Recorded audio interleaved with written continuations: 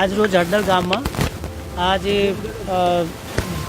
ગેરકાયદેસર મહાપંચાયતનું જે એલાન કર્યું હતું એ સંદર્ભે અમુક લોકો અહીંયા ભેગા થયા હતા, એટલે પોલીસ એમને ડિટેન કરવા માટે અને ગેરકાયદેસર મંડળી જે લોકોએ બનાવી હતી એને વિખેરવા માટે આવી તો એ લોકોએ પોલીસ ઉપર પથ્થરમારું ચાલુ કરી દીધું અને પોલીસની ગાડીમાં પણ નુકસાન કરી અને ગાડી પલટી મારી.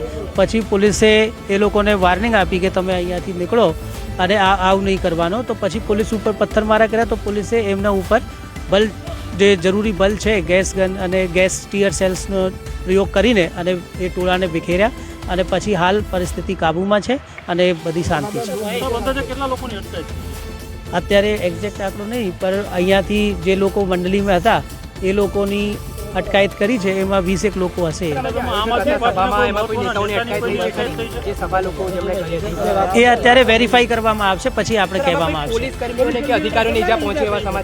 એમાં લગભગ 3 પોલીસ કર્મીઓની ઈજા થઈ છે અને એમને ગંભીર માથામાં ઈજા થઈ છે.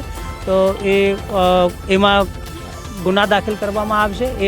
એ લોકોએ જે પોલીસ ઉપર જે આવી રીતે હમલા કરવામાં આવ્યું છે અને જેનાથી મોત નીપજી શકે એવા પથ્થરો એને તૈયારી કરવામાં આવ્યું છે, તો એમાં આપણે ગુના દાખલ કરીશું અને બધા આરોપીઓને પકડીશું. સર, લોકલ આઈબી તરફથી કોઈ ઇનપુટ હતા કે સભા થઈ રહી છે, આટલી મોટી માત્રામાં લોકો ભેગા થઈ રહ્યા છે, એ પ્રકારનું કોઈ આઈબી તમને મળ્યું હતું?